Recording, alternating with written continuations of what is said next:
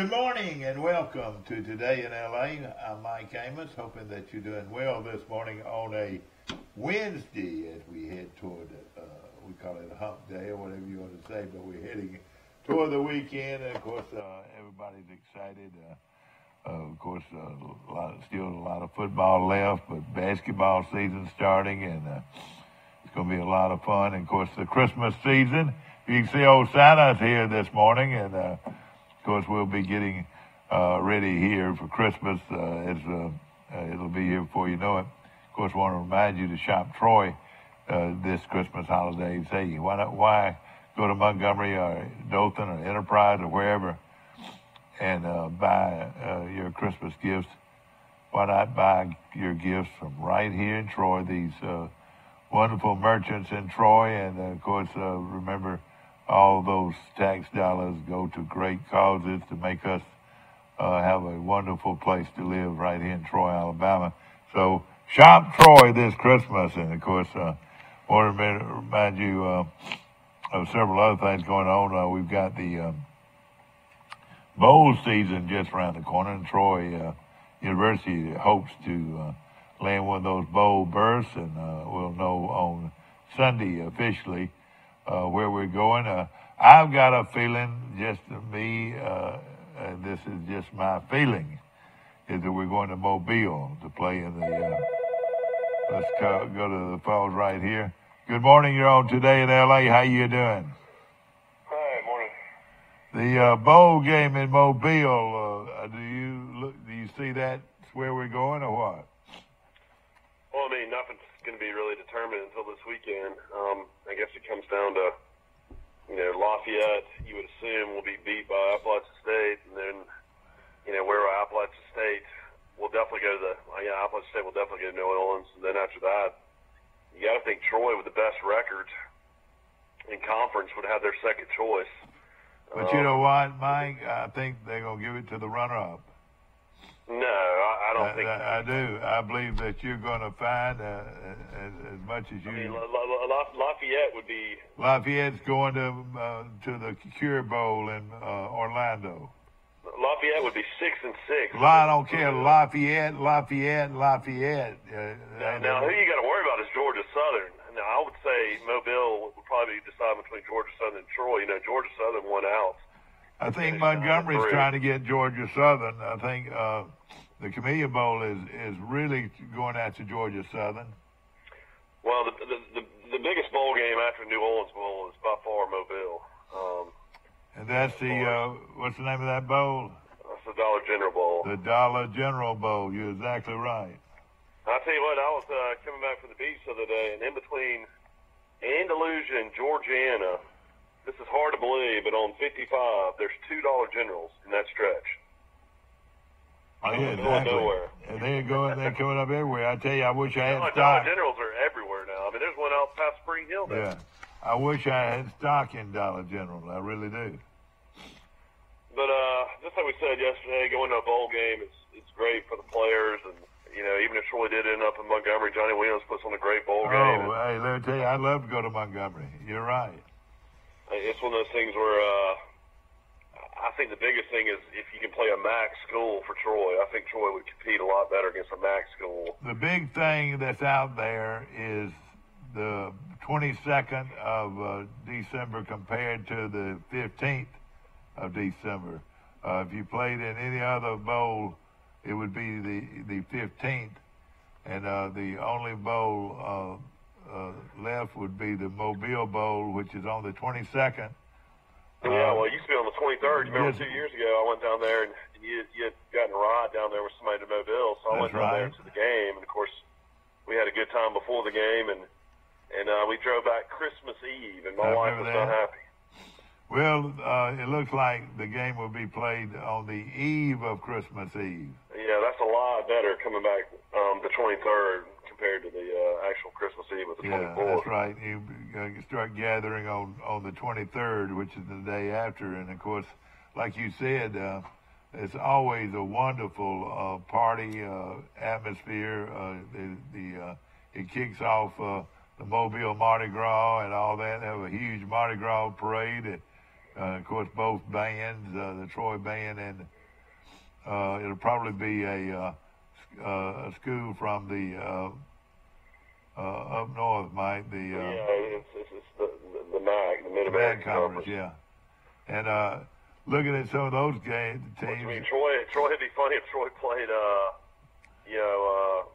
Ohio again. That would be like the third time they played Ohio in the bowl. It would be. I don't know if they want to do that or not. Ohio, and then there's Central Michigan, and there's Northern Illinois. Northern Illinois would be a pretty good logical guess there. Of course, Troy's first bowl game ever was against Northern Illinois out in San Jose. We were there. We stayed in San Francisco. Sure do. I remember that well. Troy got up 14-0, and I turned to you and I was like, man, we're going to blow these guys out. And they just destroyed us. They sure did. That little running back we couldn't stop. Also, that was played in a driving rainstorm, too, if you remember, in a terrible stadium. Yeah, you remember that one? That was a college football stadium. It was wooden bleachers. Well, I'll tell you this, they have a fine stadium now that everybody's enjoying out there. Of course, over the weekend, Alabama got a recruit, actually 3 recruits after the Iron Bowl. They ended up getting the running back out of Hueytown to put up huge numbers this year. So he'll be going to Alabama, and, Alabama's got so many running backs, but a lot of guys will be going pro after this year. You'll have, Harris going pro. Najee Harris will be back. Josh Jacobs, I think, could go pro if he wanted to. So Alabama needs to recruit some running backs. Boy, you're right. Who do you think will leave early? Well, I mean, you got definitely. They're saying, well, Harris is a senior, but all these other guys that are redshirt sophomores can definitely go. Yeah. So that's one of those issues you're going to run into. But Alabama right now has got 5 guys predicted to go in the first round. Yeah, well, that is amazing. And Quinn Williams would be the really tough loss, the great defensive lineman, number 92. He's a redshirt sophomore, so he can go. Yeah, and he'll be in the top 10 picks, don't you think? Well, they're saying Jonah Williams and him will probably be the 2 highest draft picks. Williams is coming off surgery and expected to play in the bowl game. Is that right? Or will he play? Yeah, that's Terrell Lewis. Jonah Williams has been playing all year off his tackle. Yeah. That's a crazy. I mean, the way Alabama recruits. Jonah Williams is out of California. Najee Harris is out of California. I think another guy's out of California. I mean, it's just so many guys they recruit all over the country. And then I bet Najee Harris wishes he had never gone to Alabama, though. He hasn't really had a chance to play. He's going to appreciate it when he goes to the pros and his legs are fresh. Yeah, exactly. Because he hasn't played. He was the number 1 running back in the nation, I remember right. And, yeah, he was. There's no doubt about it. And then, Alabama gets tons of guys out of the Baltimore, Maryland area, where DeMath is. And some of these other great schools. But now they're saying the number 1 candidate for the Maryland job is Mike Loxley, who was the offense coordinator under your favorite coach, the Fridge, Ralph Friedgen. And, we went up there back when Maryland was in their heyday. You remember we went to that game? And Troy played them close for a little while and then got blown out. That quarterback was from Cairo, Georgia. What was his name? Hansel Bearden. Hansel Bearden, one of the great names in Troy history. Yeah, and quarterback Hansel Bearden. He was a syrup maker from Cairo, Georgia. But we went to that game, and back then Maryland was winning 10 games a year. They had quite a program. Big school too, huge school. There's a lot of talent though in that Virginia Beach, Baltimore area. I mean, there's a lot of great players up there. And that would be tough if Alabama lost Mike Loxley. He's done a great job as coordinator this year. Yeah. But Alabama was used to it. They lose coordinators on defense and offense every year, it looks like. Oh, yeah, no question about it. Well, the biggest news came out last night. The playoff committee had, of course, Georgia at number 4, Alabama at number 1, Clemson at number 2. But Notre Dame is guaranteed a playoff spot. They're number 3. But now you got Oklahoma number 5, and then Ohio State jumped from all the way from 10 to 6. So what they're saying is if Alabama loses, which, this is the scenario they keep on bringing up, you take a one-loss Oklahoma team who gives up 45 points a game on defense, or do you give it to Ohio State, who lost on the road to Purdue by 29 points over an undefeated Alabama team up until the championship game? So it'll be really interesting to see who gets on the number 4 spot if Alabama does lose. Yeah, will it be the same scenario as last year, if you think about it? Well, last year Alabama had the benefit that Ohio State had 2 losses. Yeah, you're right. In Oklahoma, you know, a lot of people are saying that it's the worst did you just they've ever seen. Tyler Murray is putting up huge numbers. Yeah, he's good. And of course, he's going straight to baseball after this and playing Major League Baseball. But, you know, I've always wondered, I wonder how good he is sitting on his butt. Or laying on his butt, you know, because against Alabama, he's going to lay on his butt. The thing is, he's so elusive. You know, I think Alabama would get to him more than, you know, any other school defensive-wise. But, you know, the guy can run, too. Oh, yeah. He's a great player. Those defenses are so bad in the Big 12, though. I mean, I would love to see him go up against the SEC. Were you exaggerating on how many points Oklahoma gives up a game? No, it's not that many, but it's like around 39. 39 points a game they give up, but they score 50-something points a game. Is that right? And then you know, they fired Stu. Tell us about that. McNeil is the defense coordinator, and it's been worse since they brought in Ruffin McNeil. Yeah, no question about it. Who's going to North Carolina? It's a done deal. Mac Brown took the job yesterday. Boy, oh boy, oh boy. Mac Brown at 67 is the new head coach of North Carolina. And they couldn't wait to get him out of Texas, and now he's going to North Carolina, a place where he coached years ago. Is that right?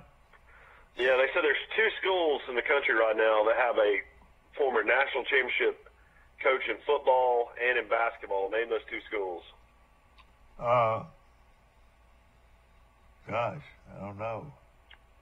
Well, these are 2 coaches that just got hired. Oh. So Les Miles won a national championship. Oh, yeah, Les Miles, yeah. And then Bill Self has won a national championship at Kansas. And then in North Carolina, you got Roy Williams that's won several national championships. And then you got Mac Brown that won a national championship at Texas. Yeah. Well, Mac Brown's a great guy, and, you know, a good friend of mine in Destin is a real good friend of his. And he was telling me yesterday that he was going to get the job, and that was before everybody else knew. Yeah, I mean, it's been reported the last couple of days, but he actually took the job yesterday. Yeah. Boy, oh boy, Mac Brown, age 67, is that right? That's right. That means I'm 4 years older than him. Does that make me an old man or what, Mike? I don't know. I'll say this, though. When do you start North being Carolina, an old man? Better hire some good assistant coaches to help him out, because I don't see this lasting more than 4 or 5 years. And another thing is energy. Does he have the energy that it takes to be a major college football coach? You know, hey, don't you agree? You got to have a lot of energy. Yeah, I mean, it's to recruit, especially. You know, it's one thing. Yeah, as far as recruiting goes, I mean, I'm sure all of them will recruit against him, saying, you know, the guy's only going to be there 4 years, so when he signs it, he might not be there by the time you leave. That would be tough to go against. Exactly right. Of course, we've got a lot going on. We've got games coming up. And then now they're saying Purdue's Braun meets with Louisville, so it looks like that Purdue job's going to come open. Who's going to, is Braun going to Louisville? Yeah, well, you know, he played high school ball in Louisville and played college ball there. I mean, he's a hometown hero. I mean, can they pay him the kind of money those other guys can pay him? Oh, my goodness. Louisville has tons of money. What, from the pizza guy or who? No, the pizza guy he's done. He got fired. He did? Yeah, he's no longer on the board at Louisville. Oh, really? What did he do wrong? He had a lot of off the field. Was he involved in some of that basketball stuff? No, he was involved in some stuff he just did on his own where he lost control of the company. He's done. Okay. Well, let me ask you this. There's tons of money up in the Kentucky, Louisville area. I mean, shoot. I mean, all those, you know, huge, you know, alumni and, you know, just the bourbon business alone can support a new coach. Well, let me ask this. Are they going to be on probation? Right now, it's just basketball's on probation. Football's not on probation. Okay. All right, I so I don't man, know if they'll find any wrongdoing, since Petrino's gone. But they fired the athletic director, the president's gone, President's gone I too. mean, there's they're totally kind of cleaning house of everybody. Yeah. Well, that's big news. LeBron is. The biggest news we're waiting on right now is what's going to happen at Texas Tech. That's a job where Neil Brown was, the offense coordinator. Matt Moore was offensive line coach. There's a lot of connections out there. Do you want to go live in Lubbock, Texas? I don't know. Yeah, they say you got to want to go to Lubbock. I mean, that's a really big job, though. I mean, Texas Tech, of course, Kingsbury didn't work out. And Neil Brown would be, I would think, really. That's a multi-million-dollar job, wouldn't you say? I mean, I would say Texas Tech would pay at least probably close to $4 million. That's what they're paying Kingsbury. Yeah, they were paying him that kind of money. Yeah. Well, yeah, you're right. The new coach ought to get at least that much. So, I mean, there's no way they'll bring Mike Leach back from Washington State. There was a rumor about that, but he's not going to go back there after what they did to him. Yeah, I know it. I believe it turned out that Leach came out better than your buddy. I haven't seen him on any network shows. Have you? What are you talking about, my buddy? Who? What coach? One of the SMU players. SMU players. Yeah. Oh, you talking about Craig James? Craig James, yeah. Craig James' son played for Texas Tech and had bad migraine headaches. And he had a concussion. Had a concussion, and they made him sit in a dark room with the manager. That's what a lot of people do when they get bad headaches. They put him in the field house. That's what they did. But it was in a dark room, though, wasn't it? Yeah. And made him stay there and James took offense to it and had him fired for it. Don't you agree? Well, I mean, he went to the national media and it became an uproar with the university and kind of forced the university's hand, to get rid of him type deal. So, I mean, and it's been proven. I don't know. At the end of the day, if Leach had burned bridges, with some other people, he's an awkward guy, So yeah. I tell you what, though, there's not a whole lot to do in Pullman, Washington. I imagine he wouldn't mind. You're right. That stadium in Pullman, Washington, was like 39,000. It's a little bitty stadium. I saw it when a lot of people don't realize that Pullman, Washington, is only 7 miles away from Moscow, Idaho. And that's where the University of Idaho is located. They play inside have an indoor facility, which doesn't open about 12, 15,000 people in Moscow. And sometimes they'll just, they'll call Washington State up and borrow their stadium sometimes. Yeah, it's hard to imagine. Idaho was, Division I, and financially the school couldn't afford the travel. They got kicked out of the Sun Belt and had to go back to 1AA. I'm not sure how they did in 1AA. I'll have to look this year, but Idaho and kind of New Mexico State were left out. I wonder, is Petrino still the coach? I don't know. I have to look and see. How cold is it in Troy, Alabama this morning? It's 24 up here in Birmingham. It was 29 last night in Troy, I believe. And I tell you what, it was a cold, too. The kind that's got that breeze on. Oh, man. I tell you, even yesterday afternoon, it was almost unbearable. Talking to Mike Amos from Birmingham.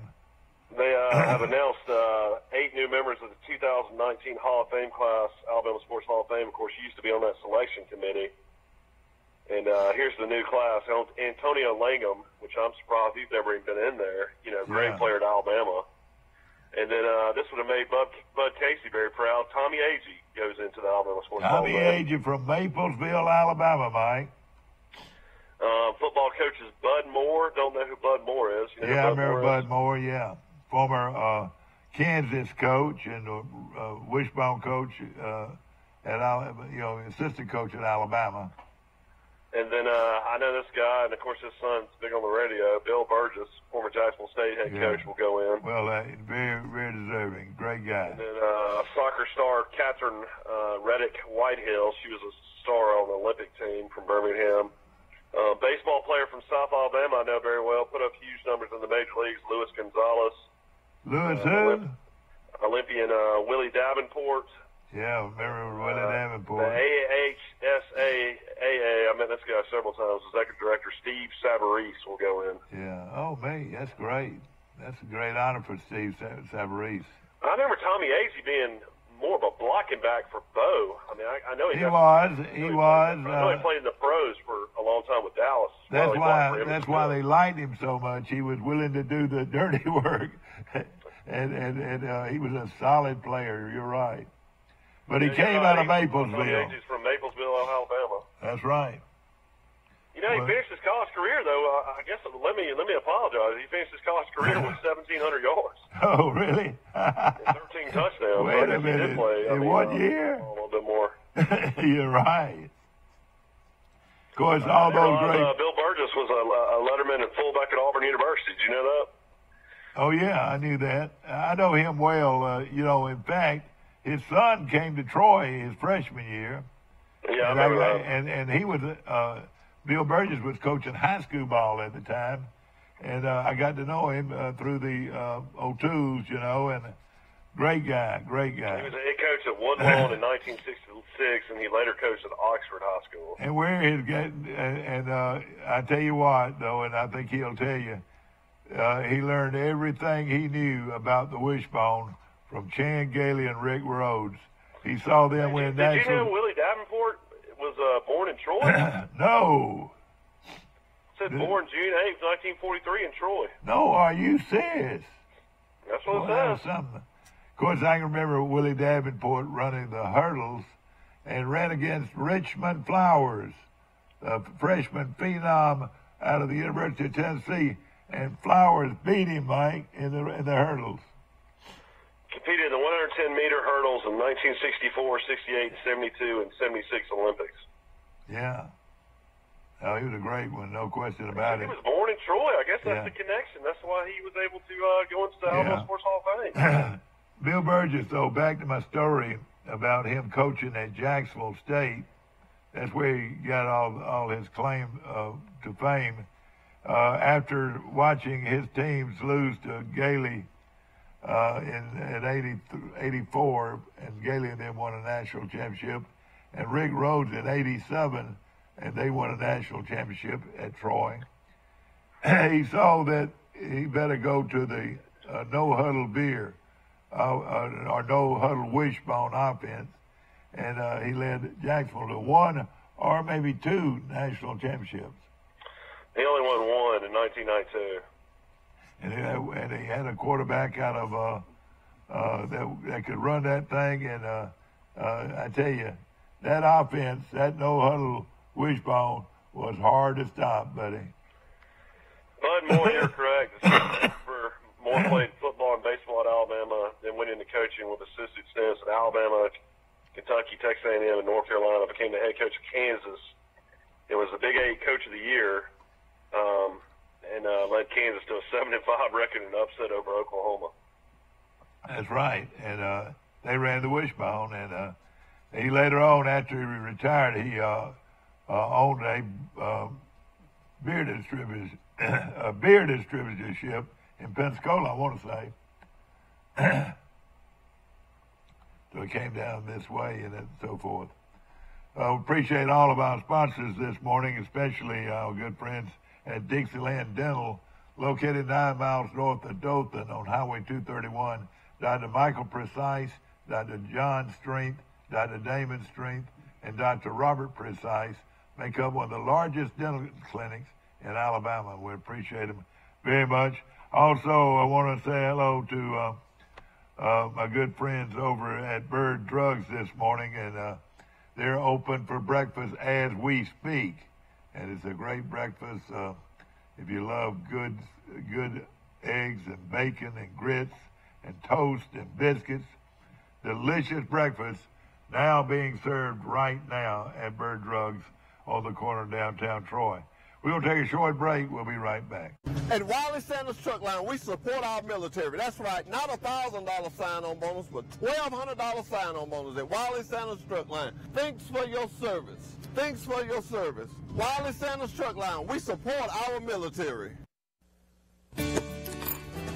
Have you seen an increase in your insurance premiums or significant change in your insurance coverage? Let Sandbeck Insurance offer you a better plan to suit your business or personal needs. Sandbeck Insurance offers many lines of insurance, whether it's home, farm, or auto insurance, work comp, business, or health and life policies. Sandbeck is here for you. Call or visit our Troy, Enterprise, or Andalusia office today. Sandbeck Insurance, where we take pride in taking care of your insurance needs. History happens here.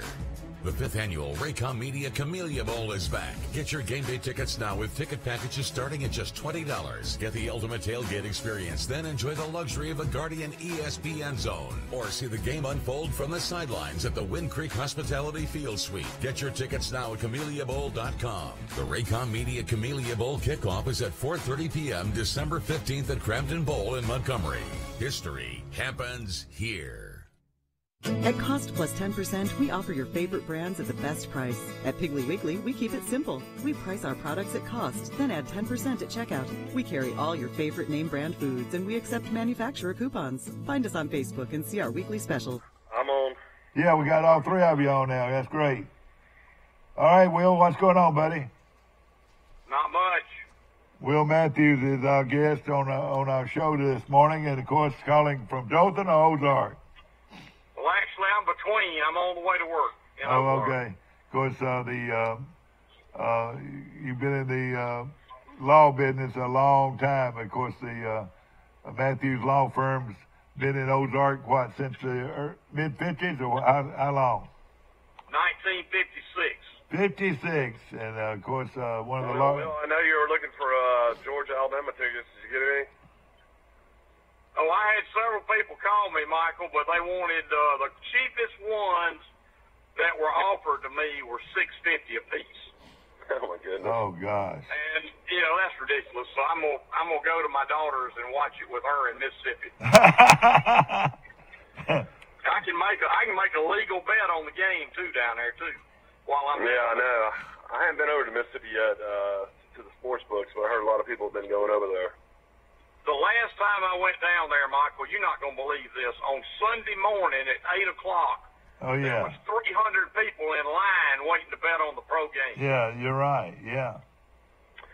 Yeah, I've experienced that out in Vegas many times, but you got so many different places to go out in Vegas, so the lines aren't as bad. You know what they call that, don't you? Put your money where your mouth is. That's right. Because you go ahead and your money is down. Cash. You're right. It's a lot different there. I know you watched the Tiger Phil match. What was your opinion on that? Tell me about that. I did, and actually I thought it was good, although the golf was terrible. Neither one of them played worth a flip. And really what I can't understand is, where was this televised? Where was this shown? It was Friday afternoon, and it was pay-per-view. Okay. And if you wanted to go somewhere like a sports bar, like Buffalo Wild Wings in Dothan had it, you can watch it. I wonder if they made any money. I bet they lost money. No, they made money. They made money? A lot of people. The crazy thing about it is the timing. I don't know why they chose a Thanksgiving weekend. Yeah. I would have loved to have it that option maybe in December. Will, tell us what it was. All right, a lot of people don't know about this. It was match play for $9 million. Tiger Woods and Phil Mickelson played a golf tournament. Where was it located? Las Vegas. Now they went 4 extra holes too. They kept tying. I bet you this. I bet you they had a side bet too between the two. Don't you think? They did. They were making all kind of bets. Did he? I know he had a $200,000 bet, Mike. What happened then? Well, he lost that, but he won $600,000 from Tiger, and Tiger won $200,000 from Phil. But all those went to charity. Oh boy! Well, that's something. Well, what happened to Tiger? What was wrong with Tiger? He couldn't putt, and that was the difference. He missed 2 or 3 pretty short putts. Yeah. Everybody told me they were mic'd up. They talked a pretty good bit at first, but then they said in that back nine they barely said anything. It got serious. Did it got serious? It got serious toward the end, Yeah. And Tiger really was beat with 2 holes to go, and Phil's about 10 feet for a birdie on 17 to win the match. And Tiger chips it in from off the green for a birdie, and Phil choked the putt, so that made them even. And then they went to 18, and Tiger had a putt to win the match and missed it. And then they played the 18th twice, and then they had a 93-yard par 3.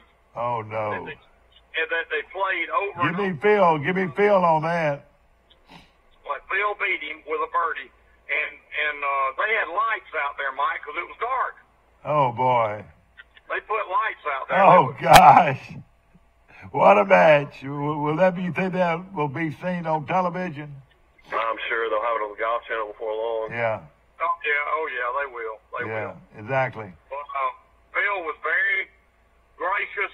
In fact, the hole before Phil won, Tiger ran it he had a 7 or 8 foot putt for a par. And Phil gave it to him. Oh, me. And Phil says, I don't want to win like this, and gave it to him, and then the next hole he birdied and won it. That's amazing. That was amazing. That really was. Yeah. I've got, now we lost him. I was going to tell you, we had Max Howell calling in, and he'll be in just a few moments. So, what's your opinion on the Alabama game? Alabama is going to run into some issues with Georgia's running game because Auburn was able to run it pretty effective for a while. I'm going to tell you something. You ain't going to like it. I think Georgia's going to beat us. No way. Yeah. In fact, the line is going up though. Everybody in the world is on Alabama. It's gone from 10 points. 13 points now. It's going up, And 63 points over and under. 63. I think it'll go under that. Yeah, my big thing is Alabama's been, playing so slow to start games the last couple of weeks. I don't think they need to go out and do that against Georgia. I think they need to have a lead. All right, Mike, I'll put you on hold. I'll be right back with you. Good morning, today in L.A. How you doing? Marcus, Max, how you Max Howell calling in from Fulton, Mississippi. Is that right? Absolutely. A little ice on the ground up there this morning. Exactly right. But this time of year, we expect that, Mike. Yeah. I'm going to put you back on hold 1 second. Be right back with you. Back to our show. Will, we appreciate you calling this morning. Yeah. And Max is on the air. You going to call in and give us your picks this week? I will. I want to ask Max a question. All right, let me get him on here. Let me see if I can do that. If I could lose you. I don't know. Let's see here. Okay.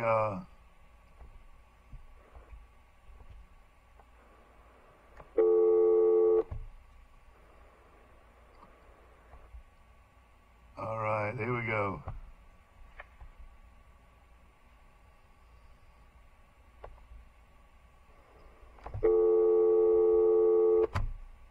Okay, back to our show. Max, we got you on now? I'm right here. All right, Will, we got you? Yeah. All right, Mike, we got you? Wow. All right, Phil, ladies and gentlemen, Max Howell is on our line. And Max, one of our big callers on our show, and a very good friend of mine, Will Matthews, calling from Ozark. You've talked to him before. I know Will. Oh, yeah, he knows me. He was one of those little boys running around at practice when you were coaching at Carroll High of Ozark. I was young then. Yeah, I know, and I was too, Will. Yeah. So just happy to have made it this far. And he had a lot of muscles. If you remember, he was a weightlifter. You remember that? Is Buddy Cranford still alive? I don't think so, Will. I think I read recently, after he left Carroll and went back to the Birmingham market. I tell you what, he was a chain smoker because I caddied for him one time. Yeah. He was a great golfer, I know that. Yeah, I think that's what finally got him, Mike, in all fairness, his health. started to deteriorate. But you know what? In those days, guys, we didn't know a lot about that. Yeah, I know it. Exactly. Yeah, exactly. Mickey Mantle would be advertising cigarettes on TV and in the magazines. Well, look, Hey, Max. Yeah, but How old is your daughter? which one? One of them sent me a Facebook request, and But I have two. Yeah, my oldest daughter Jana is 52. She lives in North Carolina. She's married to a vice admiral in the Navy. all right, this Secondly, my youngest one's in South Carolina. She's just finishing up law school. She's the executive assistant to the Supreme Court justice there. All right, that's the one. That's the one that sent me a friend request. I want to know this. You must have had her mama must have been beautiful. Beautiful girl. Let me just say Wait a minute, you might be offending Max, Will. Look, I don't want you to offend Max. Well, I'll tell you what young she was, and I'm going to leave it at that.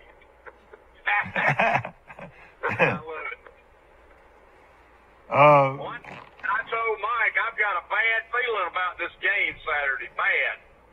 Well, I tell you, I had a great guy on yesterday. A guy named Pete Jenkins. I don't know if that name rings a bell. Oh, yeah. Pete coached in the SEC for 45 years. He coached in the NFL for about 5, and he does NFL and Division I camps around the country. He spent 6 days at Georgia in last spring and 8 days at Alabama. So he gave me a good inside view. And I'm going to just tell you the way he bottomed it out, because I point blank asked him, all right, give me the ups and downs of both sides. He said if Georgia can't get to the quarterback, and by the way, they're last in the league in hurries and sacks off their defensive front, Alabama will win by 3 touchdowns. Oh, yeah, well, that makes sense. Well, I mean, Alabama, I think we're going to see some different looks on both sides. I think Justin Fields, I think Kirby's going to come out and try to run the option with Fields, and I think Alabama will know that. They'll step it up. And then I think Alabama also is going to probably go with a 3-man front and probably play like a nickel or dime defense, but use linebackers as opposed to defensive backs. Of course, they're defensive backs in some cases, big as linebackers. But I think that the game plan is going to be, both of them know each other inside and out. And I think it's just going to boil down. And I'll be honest with you, this is strictly a personal opinion. I think Alabama wins it on the sideline. Alabama's football staff is more mature, been there before, done those things, and Kirby's still trying to get there. Yeah. Auburn in the early goings, and I've seen this happen before, Alabama loves to throw the deep pass. So it looked like Auburn backed the safeties up, Max, and we're trying to make Alabama throw inside the safeties, instead of throw the deep ball. But it didn't work. Well, it worked for a while, but then Alabama caught on. Don't you agree? Well, and let's compare that, Mike, to what Georgia's going to do.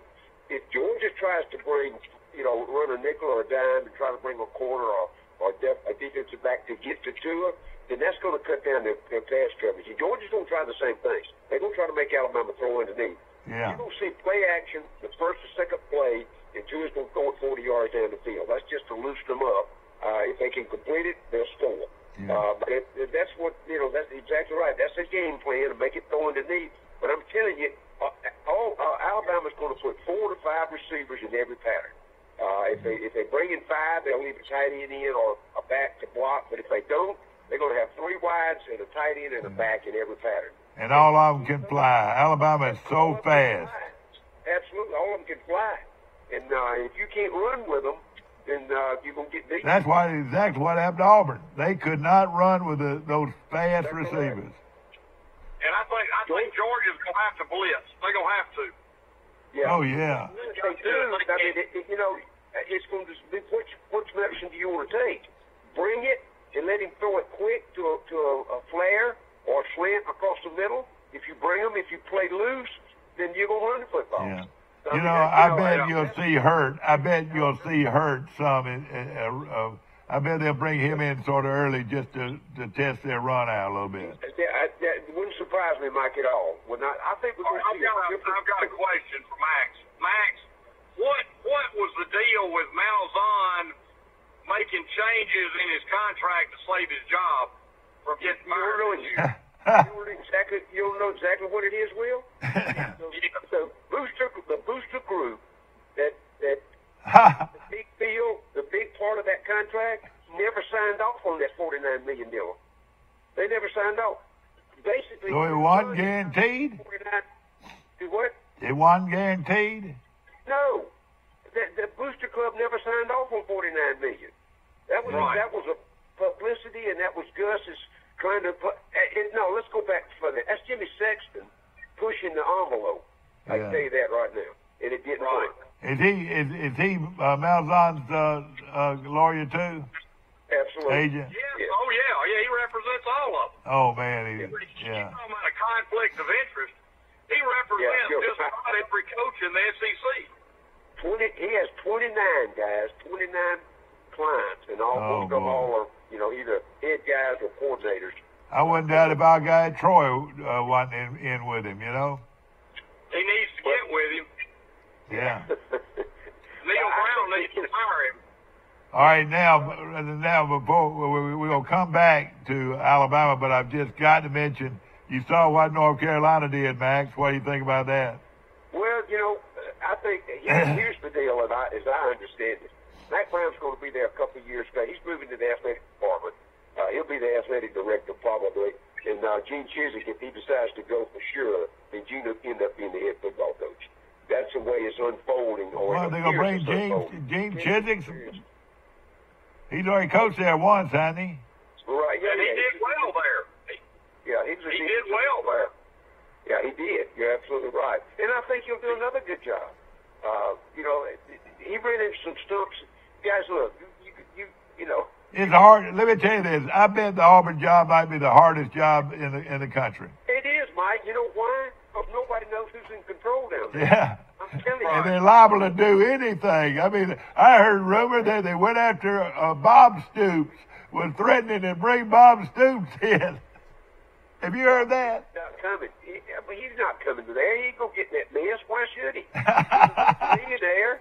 Why would you want He gave up a better job than Auburn. Did y'all hear that, though? I mean, I heard that. Did y'all hear that there was rumor that they were going to go and talk to him? But let me tell you, Mike, he's got a better job in retirement. Oh, yeah. I'm going to tell you. But, the word is a 3-letter word, Max. It's called ego. Ego. But you know what? Oh, I've never seen one yet. Have you ever seen a head coach without ego? No, but Mike, you gotta have common sense to go to a situation where you can't control anything. Yeah. And that's what nobody's controlling that program. Let's go back to Gus. What did Gus have to give up to stay? Well, he's gonna have to give up buyout dollars. It's gonna be negotiable, Will. It ain't going to be hardcore, half of it up front and the balance over 5 or 10 years. No, it's going to be a negotiated dollar figures, period. I thought he had a $35 million guarantee. That was not a guarantee, Mike. All right. That was publicity. It probably came out of Jimmy Sexton's office in there. Oh, boy. I've always said, Max, who is Auburn going to get? Because they're going to jump around. Here's what, and I just read a great review last night about the history and the whole thing going all the way back to Coach Jordan. The fact is, since Pat Dye retired, they've not had somebody that was in full control down there. They really haven't. A personality like Pat Dye, that's where they're going to have to go, and that's going to make a lot of folks mad. And let's make it more understandable. Pat Dye still calls a lot of shots at Auburn, doesn't he? Well, that's rumored, and we pretty well expect that. But see, how did Gus get to the point where, even in non-performance situations where he turned loose Lashley, because that was the kid that he brought in as offensive defensive coordinator. He goes to UConn, and they bring Chip Lindsey in, and Chip tries to call the plays, and Gus pulls out the sheet on the sideline and ends up interfering. Chip Lindsey's already said he doesn't get 25% of the plays called. He sends to the sideline because Gus has to do that. Guys, here I got just one observation. If Gus Malzahn is the guru, and that's the way he came there because he had Cam Newton, go back and check his performance in developing quarterbacks. Every quarterback that's ever won there under Malzahn is a transfer, except the guy that they brought out of high school, Jeremy Johnson, and he was a complete flop.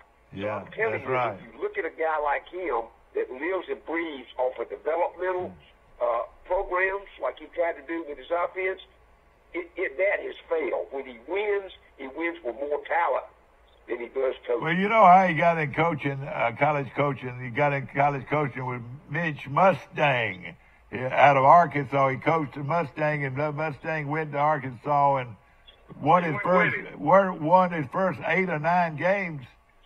And then he leaves or something. I don't know what happened there. He went to Southern Cal, yeah. Yeah, he left to go to Southern Cal, but he wanted to throw the football every snap, and Houston Nutt was a coach. He That's had right. all pro running backs back there, and Houston didn't want to throw it. Yeah. That was the underlying factor.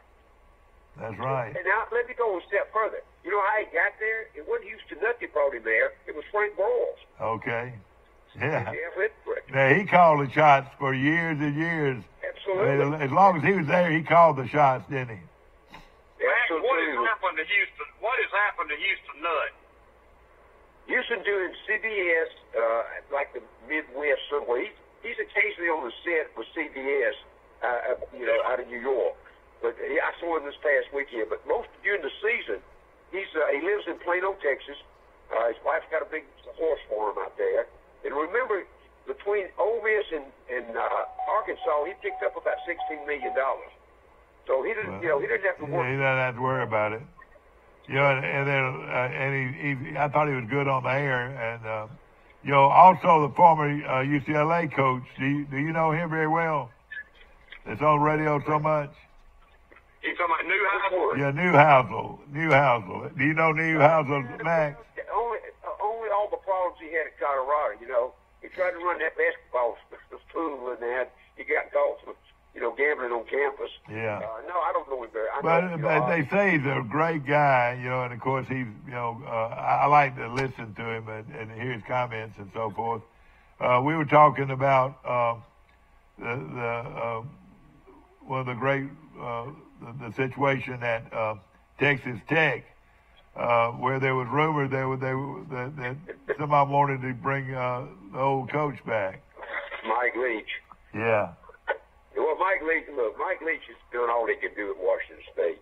He ended up with the Minshew kid quarterback. You know where he got him out of a really decision. And you know what? He was on Troy's roster at one time. Did you know that? No. That kid was first brought in as a Troy signee. Not a signee, but do you know how he got to Washington State? Hal Mundy was a coach at Belhaven. And he went to sign with East Carolina, stays a year, comes back to junior college, works out in the summertime. Of course, Alabama was trying to bring him on as a backup. There were 2 or 3 others scooped off him. And Hal picked up the phone and called Mike Leach. Mike flew in. They negotiated whatever kind of deal they had to get him out there, and the rest is history. Yeah. But Mike Leach is looking to leave Washington State, I know. I mean, rumor is he wants to go back to Texas Tech. He'd come to Ole Miss. There's several other opportunities that I think he's looking at.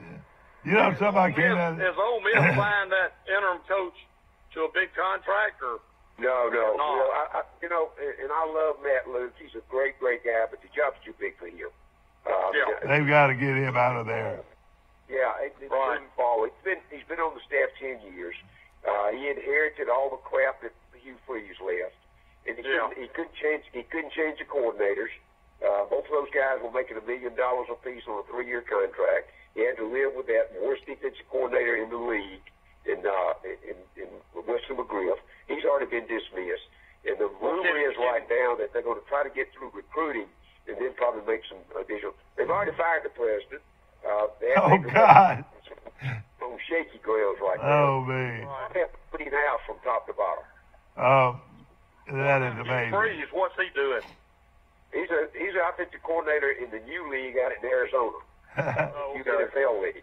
Hey, don't get him on Hugh Freeze now. I tell you, but you know, everybody thought Hugh Freeze was Mr. Clean, but old Max, you knew a little bit about it, didn't you? Well, I tell you what, Hugh Freeze beat something twice. And I know it, but I want you to hear this, though. Everybody was talking about how great he was. Well, Max used some other things on him. Hey, Will. Yeah. Will. If me and you had the players he bought, we could beat Alabama. That's true. You know, when all those, you're right, when all those guys, those 5-stars started going to Ole Miss, people started watching and saying, how is that Ole Miss getting that guy over Alabama? Exactly right. Alabama. Hey, Mike, my son-in-law went to Mississippi State, and he has a bumper sticker, and it said, Ole Miss, the worst team money can buy. Probably so. Oh, boy. Listen, hey, Will, I spoke to the Red Elephant Club in Huntsville last Tuesday night. Had about, I don't know, had 100, 120 guys in there, and about 4 or 5 women. And I do about 30 minutes up, and then I close the door and ask about questions. So they left the door open to this big room where we were having the dinner meeting, and some lady asked me to go through the lineage, basically, of Hugh Freeze. And I looked around and I told the president of the club, I said, before I say a word, you need to close that door. I knew way too much about what was going on there. And here's the downside, the ugly side. There were some other people that were in his corner that helped get him there. They knew the background also. Yeah. Well, he had to have a money man, though. Who is his money man? He had to have one somewhere. You know a guy named Sean Toohey? Yeah, I've heard that name. Well, Sean Toohey. Yeah, he was a former player. Yeah, I remember him. Well, Michael Orr. Toohey owns about 10 or 12 fast food restaurants in Memphis. Played basketball there, and of course they did the movie. I remember that name. Yeah, that was a money guy. That followed. You know, everybody's got a money guy. You know, a lot of people say Coach Bryant had a money guy. You know, up in Memphis. Everybody does. Mike or more. And Auburn always had a money man. You know. Well, yeah, he's right there in there. I'll tell you, the best money guy in the history of the SEC was Art Tolis. Do you remember him? Yeah, I remember him. He was LSU. He was Dale Brown's money guy, and they called him the bag. He'd bring the bag. I tell you, that's amazing. You know what? It's crazy, Max, because you know so much about this program. But a lot of all of this in college football started at Valdosta State. When Mommy went to Valdosta State, he started bringing in all these guys. It's like a big mafia family, you know? Well, it changed the face, first of all, Mike. It changed the face of the game. And Coach Mummy brought some guys, you know, the Mike Leaches, and I think there was a half a dozen others really that were spin-offs from there. But remember, there's a difference, guys, in the organization coaching at Valdosta State than coaching in the SEC. Yeah. And I'm fortunate enough, I've been at both levels. And I'm just telling you, it's not only difference, it's difference in organization, it's difference in scrutiny, how close your program's watched. And I'm not naive enough to say that, you know, everything is, you know, rosy at every school. But my position, and Mike will tell you, having been at Florida State and, of course, at Troy and Ole Miss, there are two kinds out there, the caught and the uncaught. And that's the only kinds that operate at that high level. Yeah. So, you know, I think it's the organization of the program, the character of the guys that's administering the program, and then how you handle the fan base. Everybody always accused Paul Bryant Jr. as calling all the shots at Alabama. Of course, we know who calls the shots now. He's the head football coach, probably. But because he's got more money than all of them probably right now. Well, Mike, let me tell you, if you gave $10 million a year to a program, wouldn't you think you had a little say-so? I would think so. And I think Paul Bryant is sort of backed away now a little bit, hasn't he? He is. He's off the board of trustees, but he's still, let's say this, they at least check with him.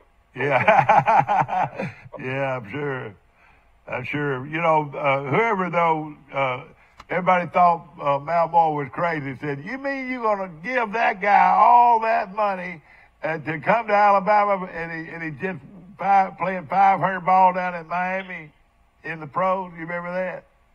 It was a great look. If Nick Saban had gotten Drew Brees, right? If he'd have gotten Brees, he'd still be coaching the NFL. Yeah, bro. Yeah. That was a deal. Going in. That owner was Hersinger, wasn't it? Hersinger was the owner down there. Right. Yeah. Hersinger, he was a waste-away guy. They don't waste away. Yeah. And he was. That was. But and I'm sure there's no question that Paul Bryant Jr. Was holding on to Mac our athletic director at the time's coattail. Don't you agree? Mel Moore was doing everything. All of it was coming out of Paul Bryant Jr. Don't you think? That's at that time. That was where the majority, of course, the Drummonds. I can go through a lineage list in North Alabama that funded the program for them.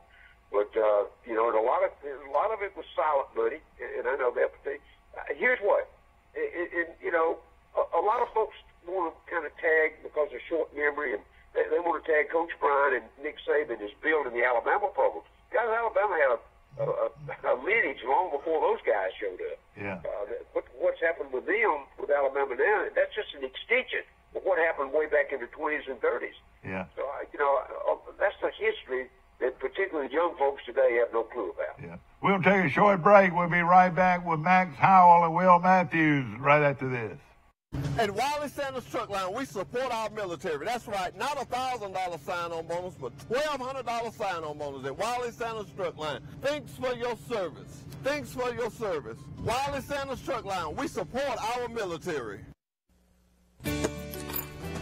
Have you seen an increase in your insurance premiums or significant change in your insurance coverage? Let Sandbeck Insurance offer you a better plan to suit your business or personal needs. Sandbeck Insurance offers many lines of insurance, whether it's home, farm, or auto insurance, work comp, business, or health and life policies. Sandbeck is here for you. Call or visit our Troy, Enterprise, or Andalusia office today. Sandbeck Insurance, where we take pride in taking care of your insurance needs. History happens here. The 5th annual Raycom Media Camellia Bowl is back. Get your game day tickets now with ticket packages starting at just $20. Get the ultimate tailgate experience, then enjoy the luxury of a Guardian ESPN zone. Or see the game unfold from the sidelines at the Wind Creek Hospitality Field Suite. Get your tickets now at CameliaBowl.com. The Raycom Media Camellia Bowl kickoff is at 4:30 p.m. December 15th at Crampton Bowl in Montgomery. History happens here. At Cost Plus 10%, we offer your favorite brands at the best price. At Piggly Wiggly, we keep it simple. We price our products at cost, then add 10% at checkout. We carry all your favorite name brand foods, and we accept manufacturer coupons. Find us on Facebook and see our weekly specials. Well, it didn't work for him. Yeah. That's when all the things started to change. But he abandoned the football program over there. He lost Bobby Dunlap, who owns Dunlap Tires, because Dunlap just wanted to give money to athletics. Kayak wanted all the money to go to the general fund. But then Kayak went out and went around the country and raised $100 million for Ole Miss for academics. Of course, it became more further and further to the left. It's one of the most liberal universities in the nation now because of that. So, all of that. And, by you saying that, that's where half the kids in Mountain Brook are going. The Ole Miss, they've stolen a lot of students from Alabama. Well, let me tell you. But you know where the most students come from Ole Miss? Dallas, St. Louis, and Atlanta. Yeah, it's the yuppie. It is the yuppie school. It is, and I will tell you, if you've never been to a party in the Grove, you ought to try it one day. No question. Max Howell. My daughter that practices law with me graduated #1 in her class at Ole Miss Law School. And I enjoyed going over there to football games. And it made your life wonderful. Now there's somebody coming to work from 8 to 5 now. Is that right? That's right. Yeah, man. And you got a new employee that's very loyal to you. Is that right? Oh yeah, she's great. Now back to Malzahn, and everybody wants to know: is Malzahn's salary being reduced, or what's happening? It is negotiated, guys. I mean, that's what it's all about. Yeah. And what they're looking for is not to reduce the salary, reduce the buyout. That's I got you. Fighting to stay one more year to get that $7 million. Yeah. Because he's getting $7 million, on an annual basis. Yeah. But the buyout is supposed to be negotiated down by the university. Now, a lot of people gonna laugh when I say this, but I tell you, he's not that bad a coach. To me, he's not. I think, he just didn't have the horses, that Alabama right. had. It's all starts with recruiting. Yeah. If you don't recruit, here's why that has not worked. They have Augusta's got a philosophy in a style of play. You don't even recruit players to fit the style. Yeah. Think about that. You got to have a big running back. I just go through and tear that one from top to bottom. Do you know what Malzahn's record is since he signed the contract? No. 7-7. Oh boy. He's won 7, lost 7. Yeah, let me tell you what his SEC record is. It's like 28-24. Yeah, that is amazing. Yeah. It just seems like when he has the quarterback and the running back, when he's got both of them, he's tough. Now, that guy. Why ain't he got him every year, Mike? I know it. I mean, tell me the recruiting is got old all in it. And there's some reasons for that, too, but I won't get into that. And, of course, Auburn folks are concerned, and, you get this money thing. Max, I've always said if they put a scale on it or whatever, when you have a maximum, what do you call it? Salary that you make. For a salary cap? Yeah, like a cap. Hey, and I've said this so many times, I'm sure people are going to laugh about it, but I've said many times that they paid every head coach $200,000 a year, there'd be a line all the way to downtown Troy from here. Because, I mean, he's coaching football, making a good living, making $200,000. A lot of folks would line up for that. Mike, the job I left at Ole Miss in 1993, they paid $65,000. I made $65,000 in a car. Yeah. What that job pays today? $350,000. I know it. Isn't that amazing? Yep. I was born too early. It is amazing, no question about it. Max Howell's calling from Fulton, Mississippi. And you become a regular Ole Miss guy or Mississippi guy, Max. Well, the lifestyle of where I live up here in North Mississippi, I live on the river. It's like living in South Alabama. I'm telling you, the folks are great. I cook on the weekends for people. I cook on Thanksgiving for 16 people. I gotta hear what you had. That's going to interest me. It'll take about 30 minutes to go through that, Mike. Well, we'll get to that before long. Of course, let's take a look at some things right now. Of course, the big game is Georgia and Alabama. And Will, you like Georgia in this game? I like 14 points. I'll tell you that. Oh yeah, that is a lot of points. You better be careful. I'm gonna tell you. But Well, if you think about it, Georgia. All right, last year, what was that score when they played? It was a 3-point game last year. Yeah, and Georgia's not as good as they were last year. I don't think they are either. They missed those running backs they had last year. They've got to be balanced to win. Don't you agree? Guys, the defensive side of the ball was going to be won, not on the offense. Yeah. You tell me Georgia's defense is going to shut Alabama's offense down? Ain't nobody else no question about it. Also, I wanted to look at a few more games out there. Of course, Ohio State just ran roughshod over Michigan, and we talked about that last week. You talked about speed, and they just Michigan didn't have that kind of foot speed to stay with Ohio State. No, here's what's going to kill Ohio State is not what they did to Michigan, because why the heck didn't Urban coach them up to that level? They barely beat Maryland. Should have lost to Maryland, by the way. They lost to Purdue, and they beat Nebraska when at the time they played Nebraska by 5 points. So, I mean, their history over the whole 12-game season, didn't measure up. It'll be Oklahoma. If they can beat Texas. That, first of all, there'll be no two-loss team in. Even to the point where, I hate to say this, that I think the committee would even consider Central Florida over a two-loss team. I know it. We win, but that might happen. Yeah, and of course, you got to give them some. Troy's in that mid-level deal. I can see them going undefeated and not getting any respect.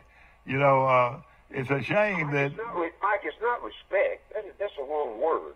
It's the level of competition. And the difference between Central Florida and Troy and schools at that level is the amount of players you have on the field that can play. I mean, you saw that this past week. And you saw in the 3 losses that Neal had this year. They didn't have enough. When you lose a starting quarterback, that's right, a receiver, and a lineman or two, then you don't have enough players. The teams that play for championships have 40 or 50. But when you substitute, you can't tell the difference. I agree. Mike, is that you on? Or Mike, are you still on? I'm still on. All right, Will's still on. All right, another game I like here. I like Texas beating Oklahoma. What do you think? What do you think? You're laughing about that? I don't see it this time. They beat them the first time.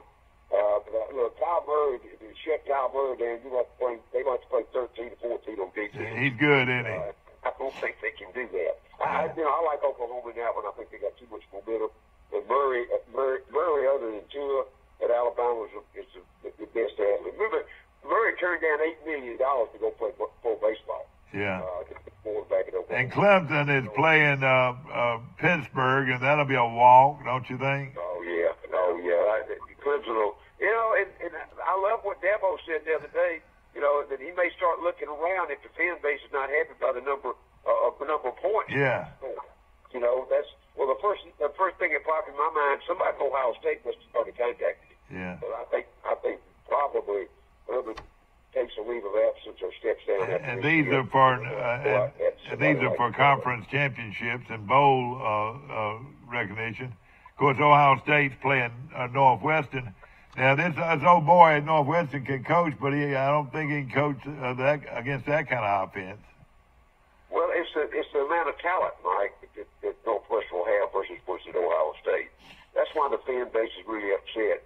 I'm not demeaning anything health-wise that might be wrong with Coach Meyer. But the fact is the inconsistency. Remember, he was suspended for 3 games to begin with. Then he played those 3 or 4 close games, lost one to Purdue. There was just a lot of turmoil, to say the least, within that program. But they cleaned it up, stepped up against Michigan. Remember also, Jim Harbaugh's never beaten Urban Meyer. Yeah. So I think they had that going for them psychologically. And I don't think Ohio State gets there if Oklahoma beats Texas. So Stanford is playing California out west I reckon that's for the Pac-10 championship. Is that right? Washington, Utah. Washington, Utah. Yeah, Washington's got 3 losses.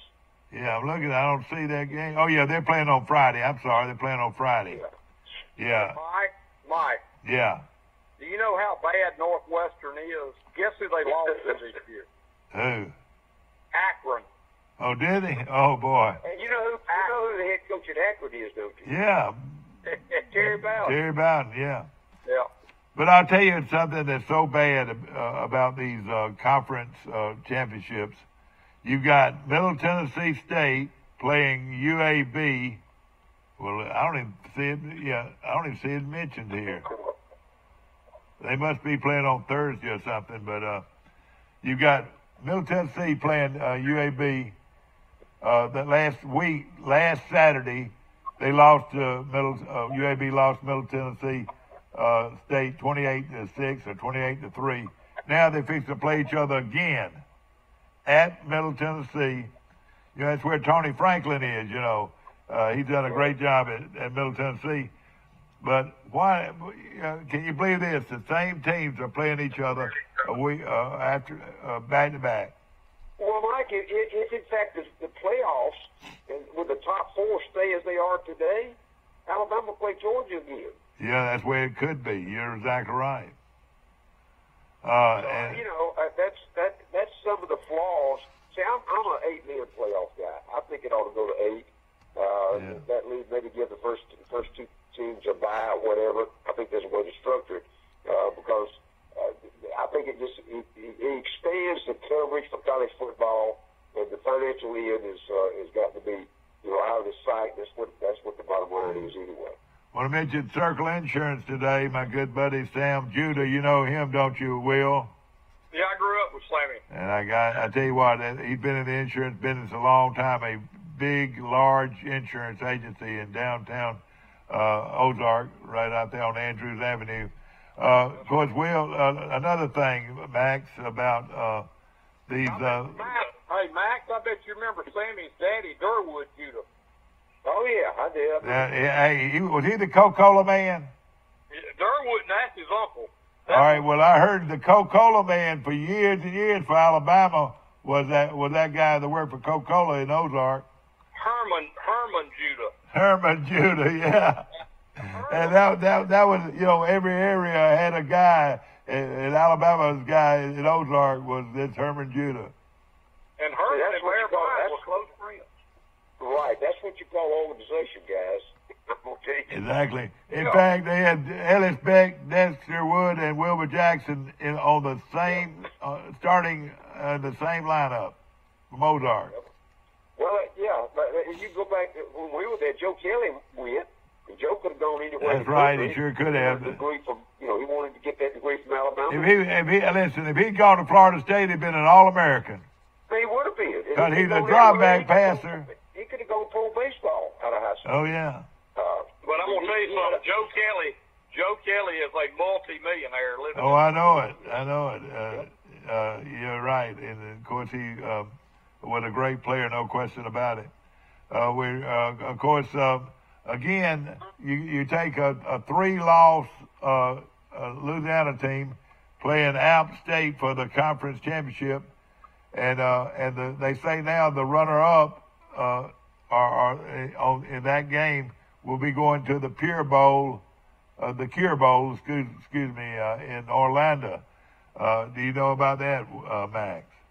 No, I do not. Well, I'm saying it looks like the winner is going to go to New Orleans each year, and the runner-up for that championship will go to the bowl game in Orlando.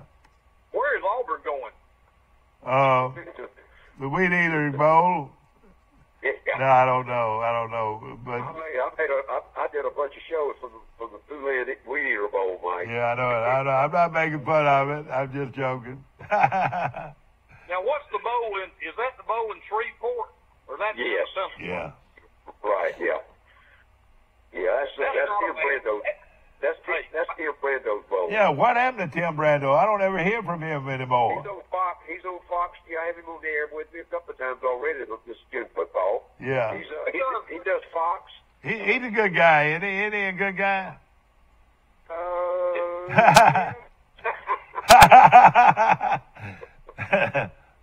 Mike, you ask too many hard questions on the air. Yeah.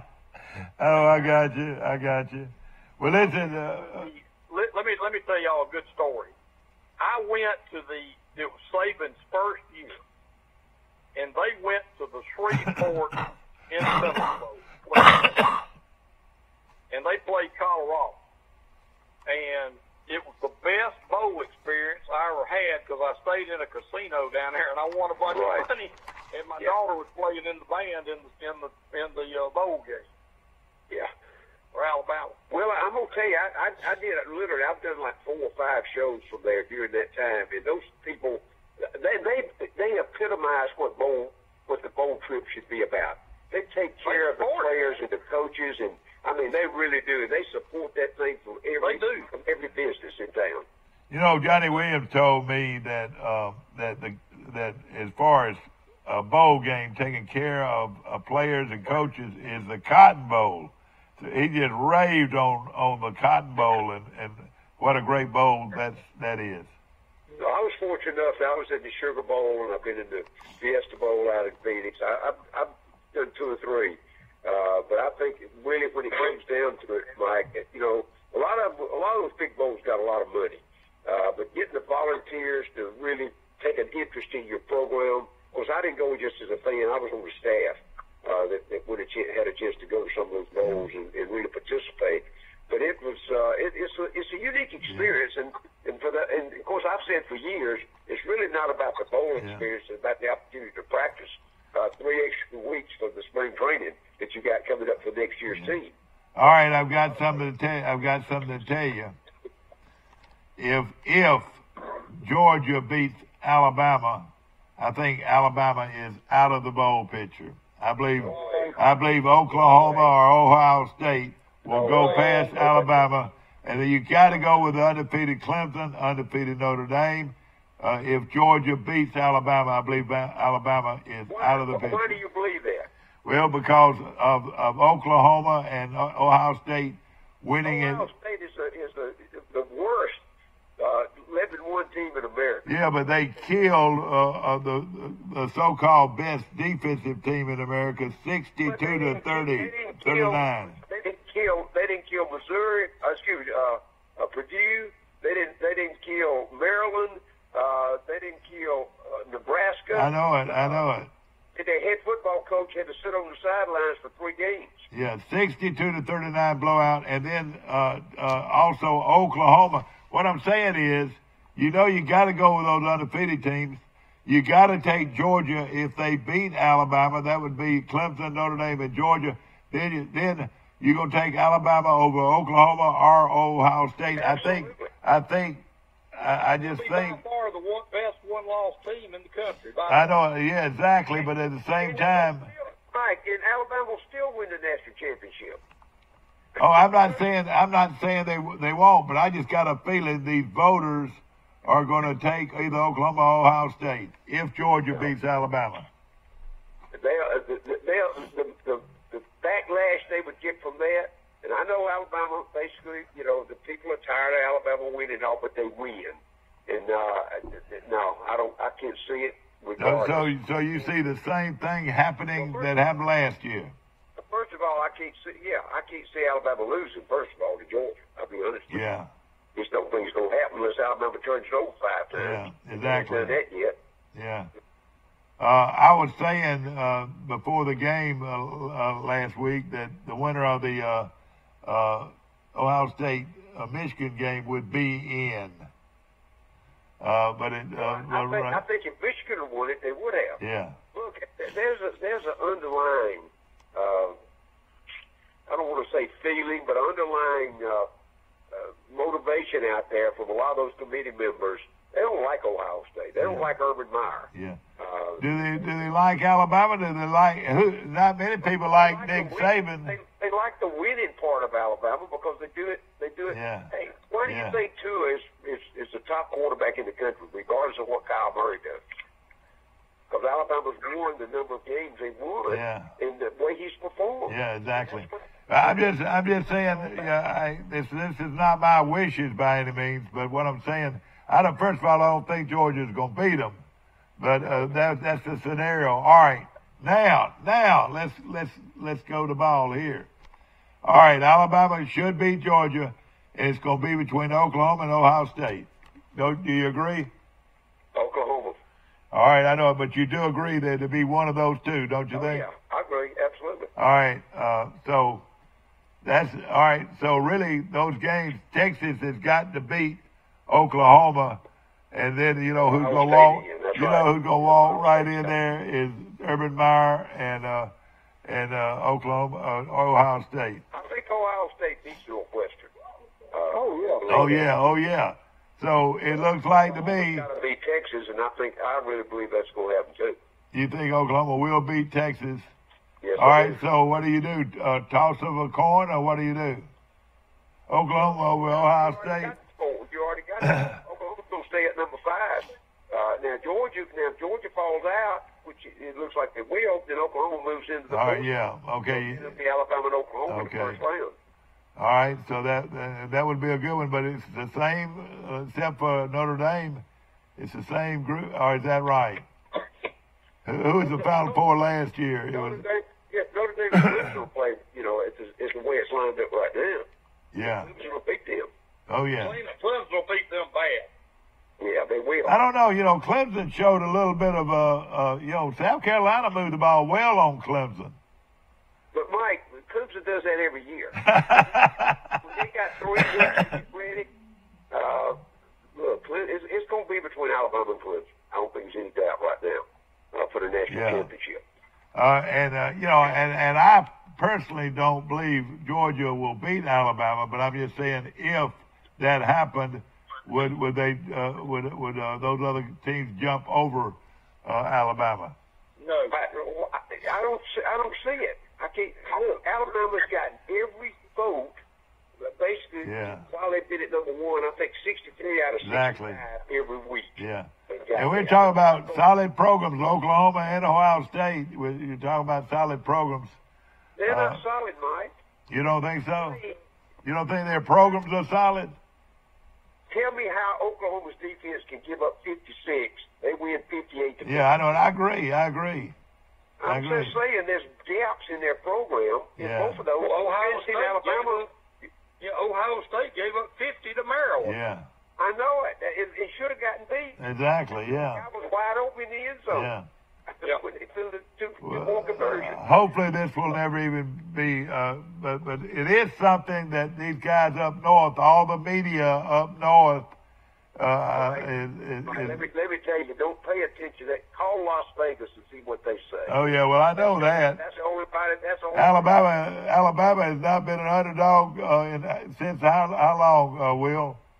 It's been several years. I mean, they've ever been an underdog in any game, And they're not going to be this year. They're going to be, well, they're 13 right now. I think that's what the line opened at. I don't know how it's fluctuated the last couple of days. But they're 13 against Georgia. And then they're going to be 12 13 probably every team they play. Well, do you think, so you don't think there'll be any argument about it at all? I don't. I sure don't. All right, so, and of course, Alabama's going to beat Georgia. I'm just saying, what if, Good talk radio. It's good talk television. Good talk television. And appreciate Max Credit Union being one of our sponsors today. Will, are you still on the line? Oh, yeah. All right, give us your picks. Who do you like? Between who? Oh, between Alabama and Georgia. Here it is, Max. Here it is. He's the guru now in his own mind. I'm going to say Alabama wins 30 to 20. 30 to 20. Okay, Max, who do you... I like Alabama to cover. I think, I think really they win by 2 touchdowns thoroughly. And it could be more than that. Yeah. I do too. You don't think Georgia's as good on defense as the rest of that bunch? No, I really don't. I think therein lies where the problem will be. If you can't get to Tui, if you can't get to him, and Georgia's last in the SEC in pressure on the quarterback, if you cannot get to him, and to do that, if you got to bring 5 or 6, if you got to bring 5 or 6, that breaks down your coverage in the secondary, and Tua will pick you apart. But you don't have to sit there. You don't have to sit there 4 seconds to look for a wide receiver down the field. He's got a tight end. He's got a running back. He can dump the ball off to, and those guys. That tight end outruns most every defensive back in the league. Yeah. No question. Tight end's a good player. He's the Smith kid. Yeah, his dad played the NFL. Oh yeah. I mean, he's got all the tools whatsoever. And that long run he had for a touchdown was unbelievable. Yeah. It was. And I still think Alabama's got balance. I think they've got good enough running backs to keep people honest, They will, but I think what they've gone away to, Mike, the play action with Tua now and getting the long ball to those wide receivers that all run 4-4s and 4-3s. Oh yeah, no question about it. They can really fly. Of course, that's good talk television today. And of course, the rankings right now: Alabama, Clemson, Notre Dame, and Georgia. And of course, Georgia 11-1 against Alabama this weekend. And of course, Oklahoma and Ohio State. Which one is going to make it from those two? Well, Oklahoma, if they win, they're going to be in there. Georgia. I know it, but so Oklahoma over Ohio State. Oh yeah. And here's something that I'm just sitting here thinking, listen to you, Mike. The difference is look at Georgia's loss to LSU. They lost by 20 to LSU. What did Alabama beat LSU? 24-0. Yeah. Right. That's 23-0.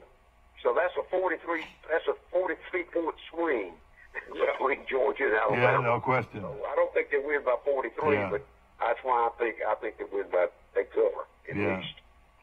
Out of all those six, the best teams out of Michigan, UCF, Florida, LSU, Washington, Penn State, on down, who's the best team?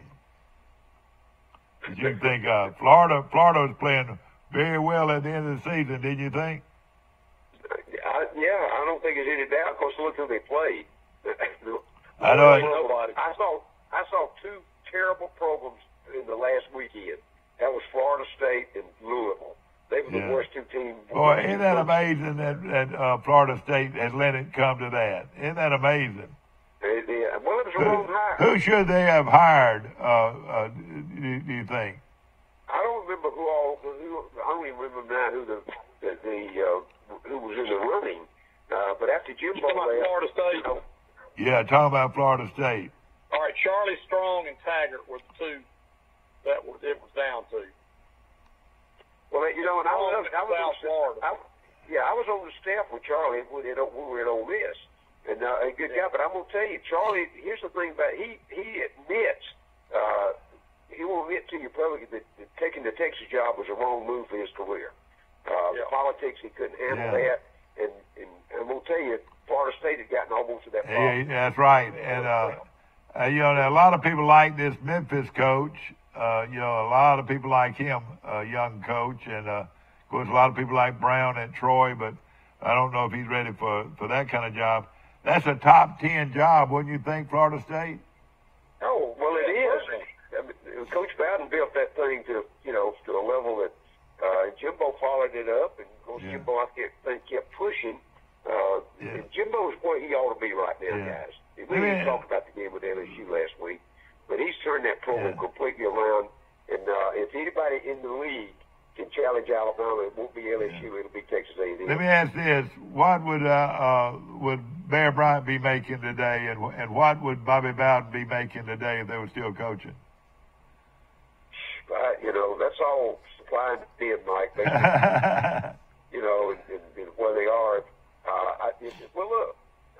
There's going to be some more $75 million contracts like Jimbo got coming up in the next few years. Yeah, oh yeah. I'll tell you that right now. And then who knows after that?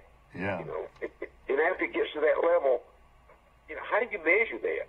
I mean, I'll bet you Clemson's paying Dabo at least that much. Yeah. I think Clemson will do anything will to keep Dabo, even though I think everybody knows that he's kind of waiting around to see what Coach Saban does. Yeah.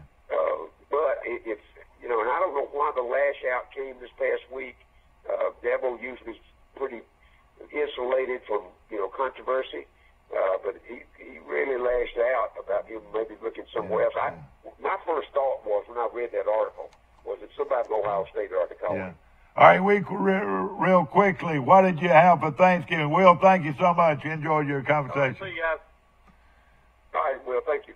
Tell us what you had. Listen, man, I had a deep fried turkey. I had a regular baked turkey and a 15-pound ham. Oh God! We all ate almost all of that. We had 5 vegetables. Mike, I can tell you everything from sweet potato casserole, green beans, butter beans. I had 3 salads. I had 2 congeals, and then a kind of an Indonesian salad with a lot of green stuff in. A big old pitcher of sweet iced tea. I had 5 different pies. All right, what did you have? Pecan and what else? I had pecan, chocolate. I had key lime pie. I had the best one of all, though. I got a new recipe for a cranberry pie. Oh, boy. Cranberries, I make just like you make your cranberry sauce for your dressing. Yeah, exactly. And I put pecans on the top of it. Oh, boy. I bet that was good. Max, thank you so much. It was a great show. Thank you. Thank you so much, Mike. Always my pleasure. All right, and of course, hope you enjoyed this show today. Max Howell, a very well-known sports analyst from across the country, and he comes on our show every Wednesday at this time. Hope you enjoyed our show. We'll see you again bright and early in the morning for Today in L.A.